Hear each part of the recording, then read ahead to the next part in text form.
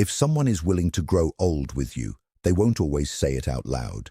Sometimes they don't even know how to say it. But there's one specific sign, one shift in behavior that tells you everything. And once you see it, you can't unsee it. Stick with me till the end, because sign number 1 might seem small, but it's actually the biggest tell of them all. And if you've ever laid awake wondering, is this person really in this for the long haul, or am I just convenient right now? This video is going to give you the clarity you've been searching for. Welcome back, everyone. If this is your first time here, I talk about relationships, attachment, and the quiet signals people give off that reveal what they actually feel, not what they say, not what they perform on social media, but what their behavior tells you when nobody's grading them on it. And today we're talking about something that I think gets misunderstood constantly, because everybody wants to know if their partner is the one. Everybody wants reassurance, but here's the problem. Most people are looking for the wrong evidence. They're looking for grand declarations. They're looking for the perfect proposal, the perfect anniversary post, the perfect "I love you so much forever and always" caption. And listen, those things are nice. They feel good, but they are not proof of commitment. They're proof of a moment, a mood, a highlight reel. Real, lasting partnership, the kind where two people actually grow old together, wrinkles and all, hospital visits and grandkids and forgetting where you put your glasses while they're literally on your face. That kind of love doesn't announce itself with fireworks. It reveals itself in the boring stuff, in the unremarkable Tuesday afternoons, in the way someone behaves when there's nothing to gain and no one watching. So today, I'm going to walk you through the real sign, the one psychologists, relationship researchers, and frankly, decades of happily married couples keep pointing back to, that tells you someone sees a future with you. And I'm also going to give you the smaller supporting signs that build the full picture, because no single behavior exists in a vacuum. By the end of this video, you're going to have a complete framework for reading where your relationship actually stands. Not guessing, not hoping, knowing. Let's get into it. So here's where most people go wrong when they try to figure out if their partner is the long-term type. They focus on words. They replay conversations in their head. He said he could see us getting a place together someday. She said her mum would love me. And they hold onto these statements like little treasures, turning them over and over, trying to extract permanent meaning from a passing comment. But words are cheap. I don't say that to be cynical. I say it because it's true, and because understanding it will save you years of confusion. Words cost nothing to produce. A sentence takes half a second to say and 0 effort to maintain. Anyone can say, "I want to be with you forever," in the heat of a romantic dinner, 3 glasses of wine deep, candlelight doing all the emotional heavy lifting. That sentence might even be sincere in the moment, but sincerity in a moment is not the same as commitment over time. What actually reveals long-term intention is something far less glamorous and far more reliable. Behavior under low stakes, repeated consistently, especially when there's no audience and no immediate reward. And that brings us to the core sign I promised you, the one thing that more than anything else tells you someone is building a life with you instead of just enjoying a season with you. Here it is. They start making decisions as if you're a permanent variable in their future, even decisions that have nothing to do with you directly. Let me explain what I mean, because this is subtle, and if you blink, you'll miss it. When someone genuinely sees a future with you, their planning horizon changes, not just for date nights or weekend trips, for everything. They start thinking in years instead of weeks. You'll notice it in small, almost throwaway comments. They mention a career move and pause to consider how it affects us, not just them. They talk about where they want to live in 5 years, and your name is quietly baked into that sentence without them even realizing they did it. They start saying, "when we," instead of "if we." They bring up your family events on their calendar without being asked. They factor your schedule into vacation planning before they even ask if you're free, because in their head, you're already assumed to be there. This is completely different from someone who is enjoying the relationship in the present tense only. Someone who isn't truly committed will plan their life as a solo arc with you as a recurring guest star. Big decisions, career changes, moving cities, financial planning, even just deciding what neighborhood to look at apartments in, get made independently, and you find out after the fact, if at all. You're not factored in, not because they don't care about you, necessarily, but because in their internal model of their own future, you haven't been installed as a permanent fixture yet. You're still in the maybe folder. But the person who wants to grow old with you, you get folded into the architecture of their decision-making, not as an afterthought, but as a default assumption. Think about it like this. Imagine someone is offered a job in another city. The person who hasn't fully committed to you will think about the job first, salary, growth, excitement, and you become a secondary consideration they'll figure out later, almost as an obstacle to navigate around. But the person who's building a life with you will think about it as a joint decision from the very first second the thought crosses their mind. Even before they tell you about the offer, their brain is already running the calculation. How does this affect us? Would she be okay moving? Could we make this work together? Is this even worth pursuing if it means being apart? You are baked into the math from the start, not bolted on afterward. This is why I want you to stop listening for declarations and start watching for default assumptions. Listen for the way they structure their sentences about the future. Watch what name comes up when they imagine themselves 5, 10, 20 years from now. Watch who they instinctively check in with before making a decision that will reshape their life.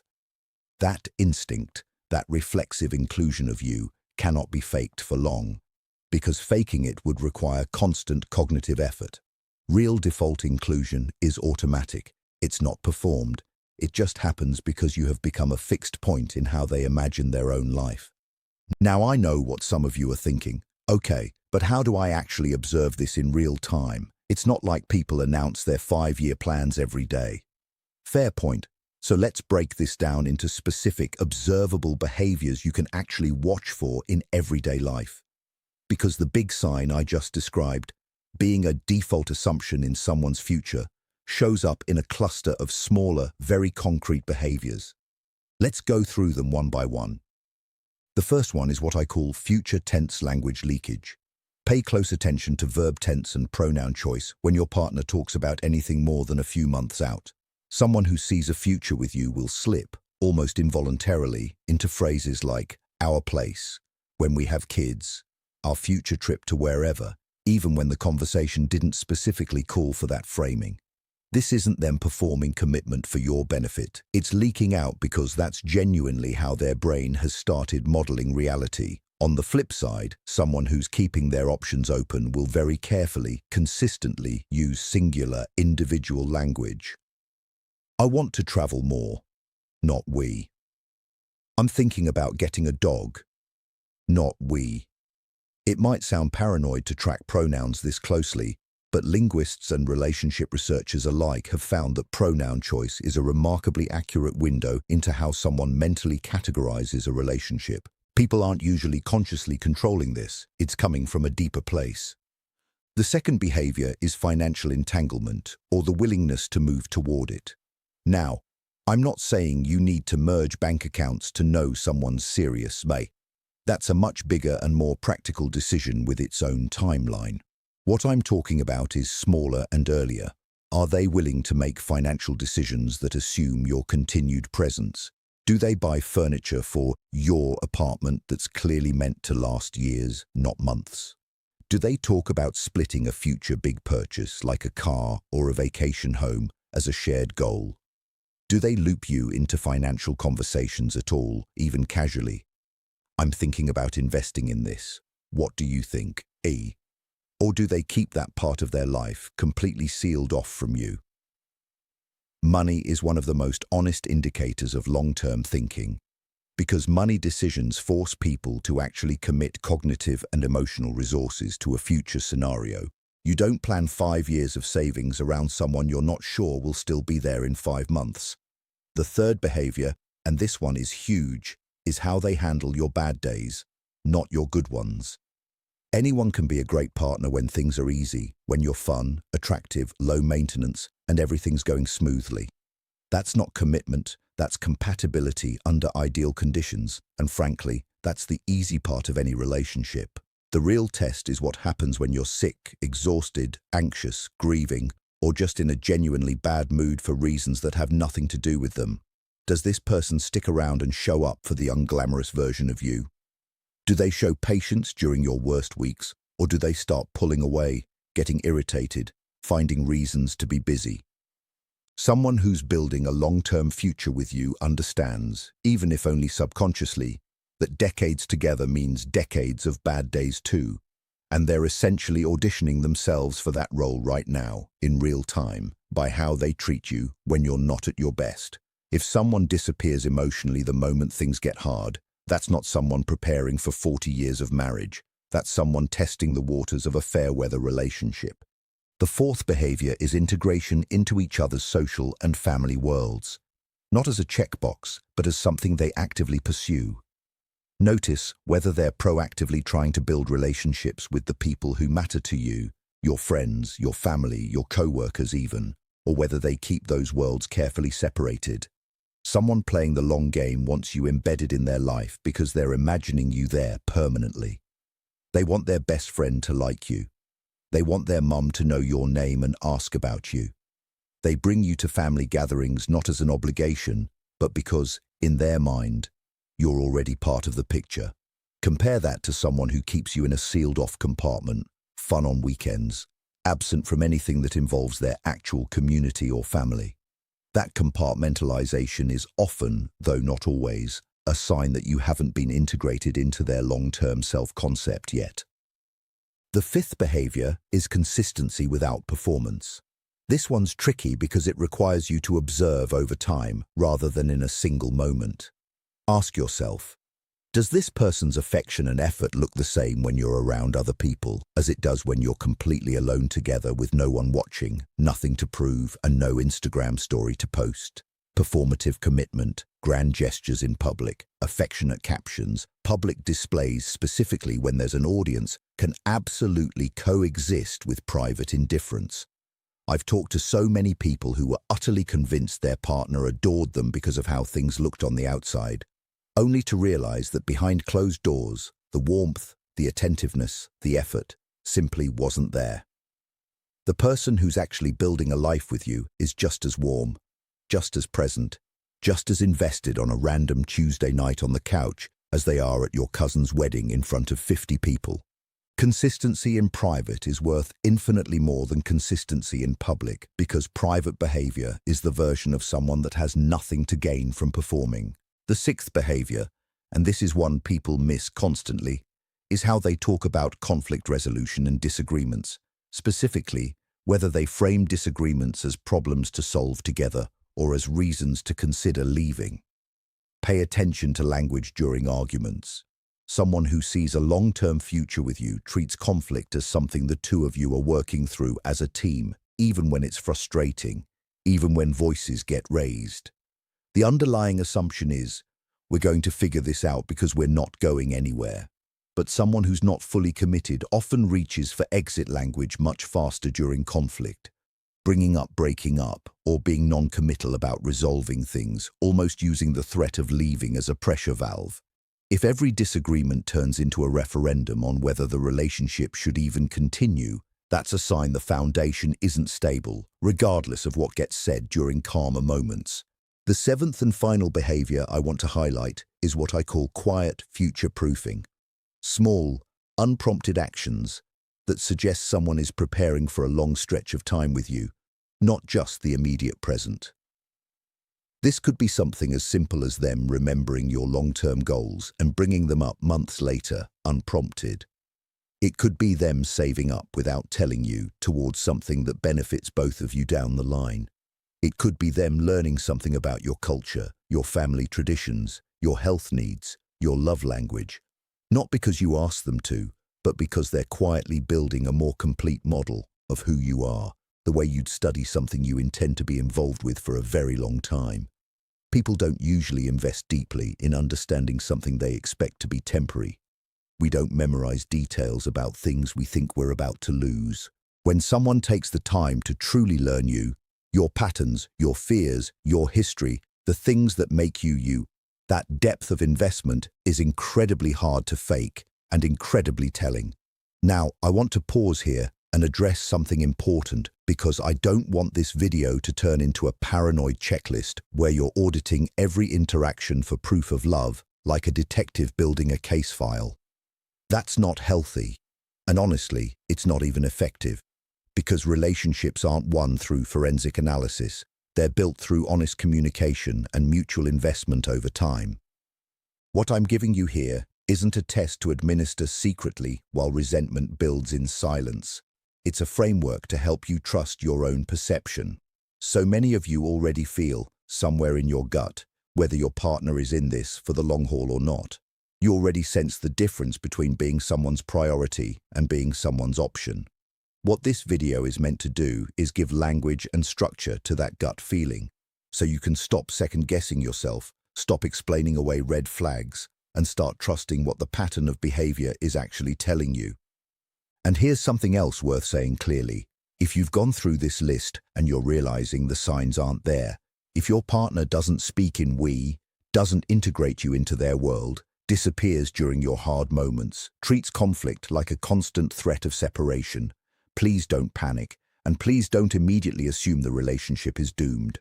Some of these behaviors take time to develop naturally, especially early in a relationship. Trust isn't instant. Long-term thinking often grows gradually as two people get to know each other more deeply. The absence of these signs in month 2 of dating is completely different from the absence of these signs after 3 years together. What matters most is trajectory, not a single snapshot. Is the relationship moving toward more integration, more future tense language, more consistency, more inclusion, or is it stagnant, or worse, moving in the opposite direction? A relationship that's heading the right way, even slowly, is fundamentally different from one that's plateaued or regressing. So as you reflect on everything I've shared today, don't just ask, is this sign present right now? Ask, is this sign developing over time? And if you're on the other side of this, if you're watching this video and quietly realizing that you might be the one who hasn't fully let your partner in, who hasn't started speaking in we, who keeps your world separate, who pulls away during conflict instead of working through it, that's worth sitting with too. Self-awareness here isn't about guilt. It's about understanding your own attachment patterns, your own fears around vulnerability and commitment, and recognizing what might be holding you back from giving someone the security they deserve, if that's genuinely what you want for this relationship. Because ultimately, here's the truth underneath everything I've said today. Wanting to grow old with someone isn't a single decision made once at a candlelit dinner. It's 1,000 small decisions, made repeatedly, often unconsciously, that all point in the same direction, toward a future that includes another person as a permanent fixture rather than a temporary guest. It's choosing, again and again, in big moments and boring ones, to build a life with someone rather than just enjoy a chapter with them. You don't need a grand proposal to know someone's serious about you. You need to watch how they plan their Tuesdays. You need to watch what pronoun they use when they imagine their future. You need to watch how they treat you on your worst day, not just your best one.